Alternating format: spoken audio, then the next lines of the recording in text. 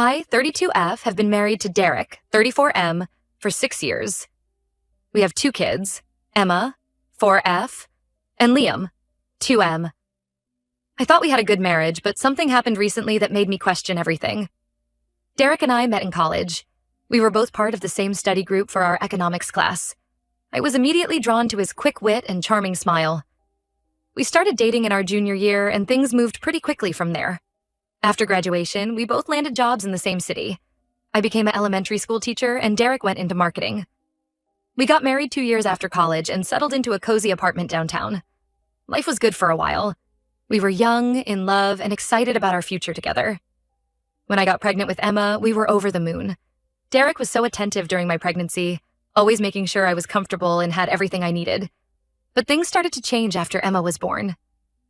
The sleepless nights and constant demands of a newborn took their toll on both of us. I took a few months of maternity leave, but Derek dove right back into work. He started putting in longer hours at the office, saying he wanted to secure a promotion to provide for our growing family. I understood his drive to succeed, but I started feeling like I was doing the bulk of the childcare and household work alone. Even when Derek was home, he seemed distracted and uninvolved. I'd have to ask him multiple times to do simple tasks like changing Emma's diaper or washing bottles. I tried talking to Derek about it several times. He'd always apologize and promise to do better, but nothing really changed long term. When Liam was born 2 years later, the imbalance in our relationship only got worse. I was juggling a toddler, a newborn, and my teaching job while Derek continued to focus primarily on his career. Don't get me wrong, Derek is a loving father. He lights up when he plays with the kids on weekends. But when it comes to the day-to-day grind of parenting and running a household, I feel like I'm doing it mostly alone. I've lost count of how many times I've had to remind Derek about doctor's appointments, daycare schedules, or buying new clothes for the kids as they grow. He never seems to notice when we're running low on groceries or when the house needs cleaning.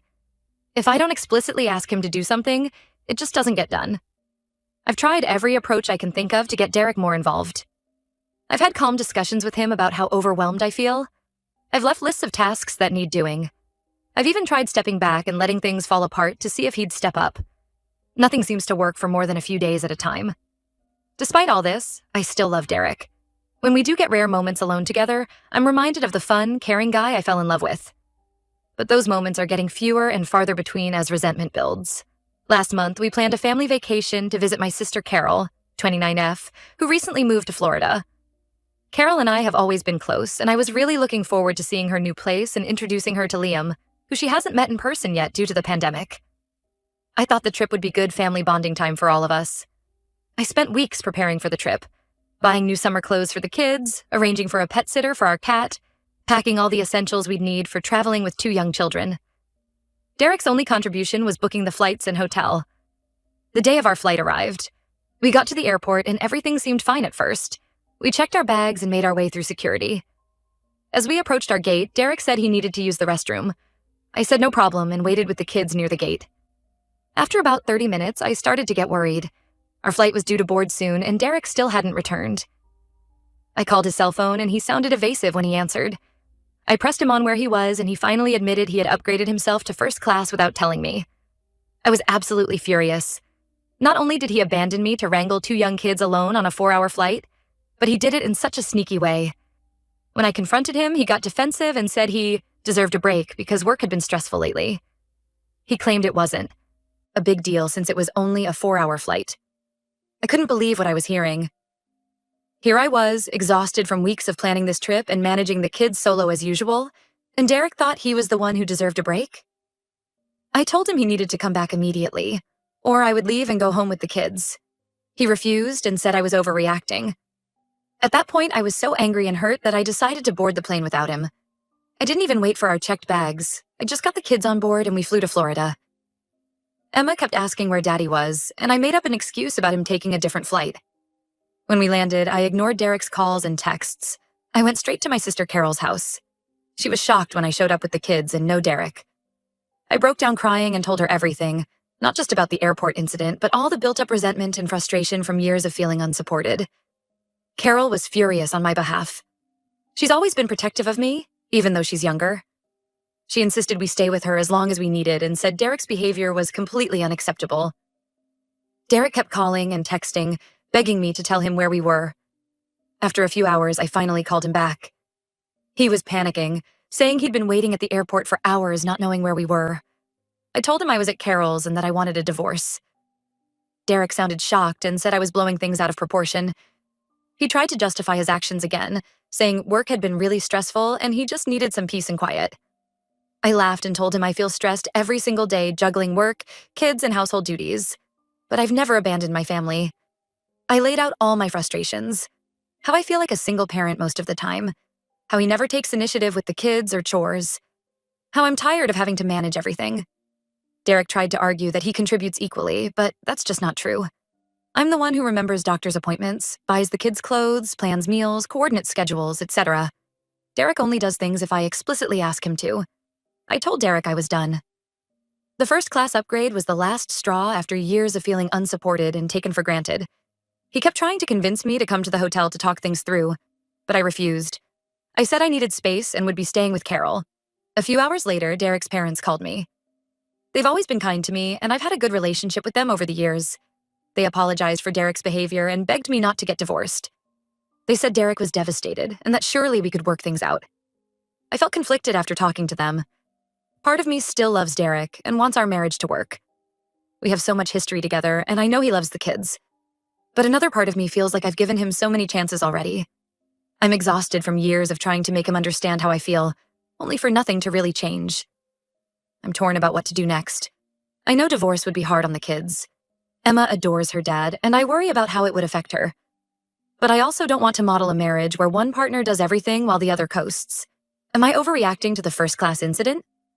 Should I give Derek another chance? I could really use some outside perspective. Tia for leaving my husband at the airport and threatening divorce over this? Update 1.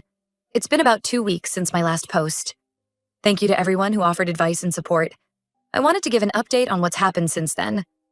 After a lot of back and forth, I ended up agreeing to meet with Derek in person to talk things through. We met at a coffee shop while Carol watched the kids. It was an emotional and difficult conversation that lasted several hours. Derek started off by apologizing profusely for the first-class incident. He admitted it was selfish and inconsiderate. He said he's been doing a lot of reflection over the past 2 weeks and realizes how much he's taken me for granted. I told Derek that while I appreciated the apology, this wasn't just about the plane incident. I laid out all my frustrations again. Feeling like a single parent, carrying the mental load for our family, lack of initiative on his part, etc. I explained that I've brought these issues up many times before, but nothing ever changed. To my surprise, Derek opened up about some things he's never shared before. He admitted that he's been struggling with anxiety and feelings of inadequacy as a provider. Apparently, his own father was very critical and always pushed Derek to be more successful. This led to Derek internalizing a lot of pressure to climb the corporate ladder and provide a certain lifestyle for our family. Derek said he's been working long hours and stressing about money because he wants to give us the best life possible. But he realizes now that in doing so, he was neglecting what's truly important, being present as a husband and father. He said he often feels overwhelmed by the demands of parenting and household management, so he tends to retreat into work where he feels more competent. I was surprised to learn about Derek's anxiety issues. He's always presented such a confident front that I had no idea he was dealing with these insecurities. It doesn't excuse his behavior, but it helps me understand it a bit better. We talked a lot about our different upbringings and how they've shaped our approach to family life.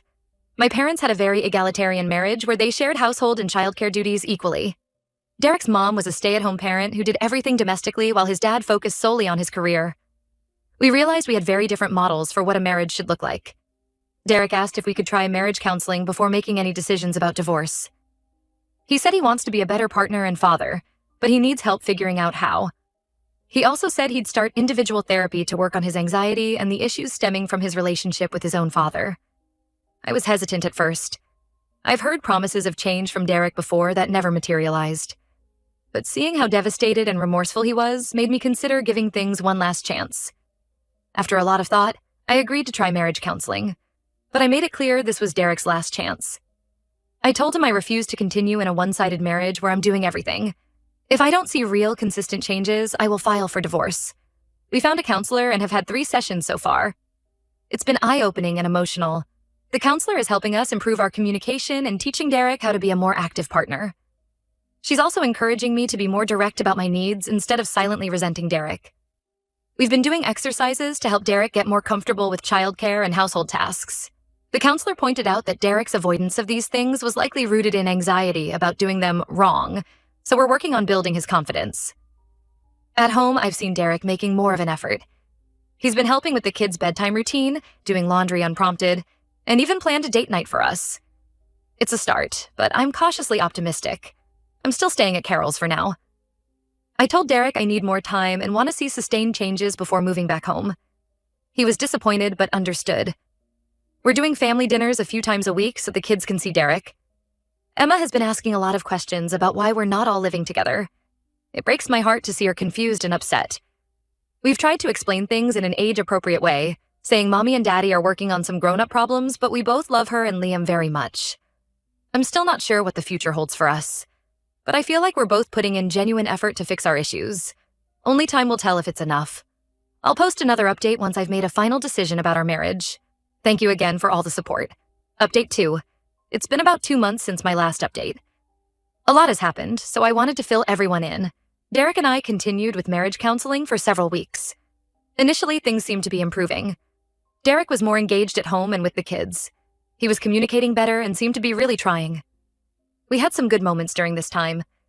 Derek took a day off work to take Emma to the zoo, something he'd been promising to do for months.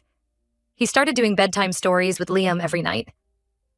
We even had a few date nights where we reconnected and remembered why we fell in love in the first place.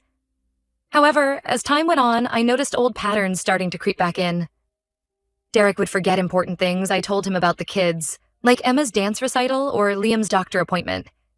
He'd promise to handle certain tasks, then not follow through. When I'd bring it up, he'd get defensive or make excuses about being too busy with work. I tried to be patient, reminding myself that change takes time. But it was hard not to feel discouraged when I saw Derek slipping back into his old habits. The mental load of managing everything was starting to weigh on me again. One incident really stands out. Emma had a bad cold and was up most of the night coughing. I asked Derek if he could stay home with her the next day since I had an important meeting at work. He agreed, but when I got home that evening, I found out he'd dropped Emma at my mom's house instead because a crucial work meeting came up. I was furious. This was exactly the kind of thing we'd been working on in counseling. Derek prioritizing work over family responsibilities. When I confronted him about it, he got defensive and said I didn't understand the pressure he was under at work. The final straw came last week. We had a counseling session where the therapist asked us to discuss our goals for the future. I talked about wanting to feel like equal partners in our marriage and family life. Derek said his main goal was to get a promotion at work so he could provide better for the family.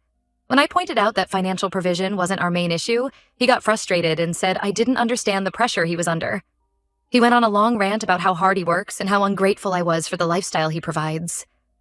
It hit me then that despite all the counseling, Derek still didn't truly get it. He was so focused on his role as a provider that he was missing the point about being an equal partner and engaged father.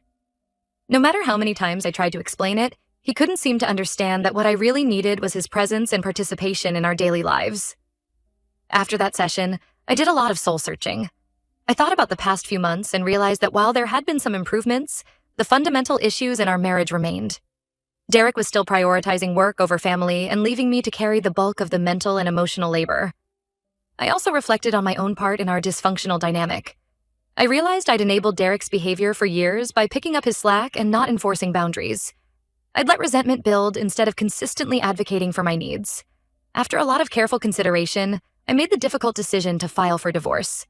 The trust was broken, and I didn't believe things would truly change long-term. I deserved a true partnership, not a one-sided marriage where I was constantly picking up the slack. I moved back home with the kids and asked Derek to stay with his parents for now. He was devastated when I told him my decision. He begged for another chance, promising he'd do better this time. But I held firm, knowing we'd been down this road before. We're working out a custody arrangement that allows Derek plenty of time with the kids. Despite our issues, I know he loves Emma and Liam, and I want them to have a good relationship with their father. It's been really hard, especially seeing how sad the kids are. Emma keeps asking when Daddy is coming home, and it breaks my heart to explain that he won't be. Liam is too young to really understand, but he's been extra clingy lately. I'm focusing now on healing and building a new life for myself and the kids. I've started individual therapy to work through my own issues that led me to accept this imbalanced dynamic for so long. Carol has been an incredible support through all of this. She's helped with the kids, listened to me cry, and reminded me that I'm making the right choice for my long-term happiness and well-being. I'm not sure what the future holds, but I'm cautiously optimistic. For the first time in a long time, I feel like I'm standing up for myself and my needs. It's scary, but also empowering. Thank you to everyone who's followed my story and offered support. It means more than you know. Wishing you all the best.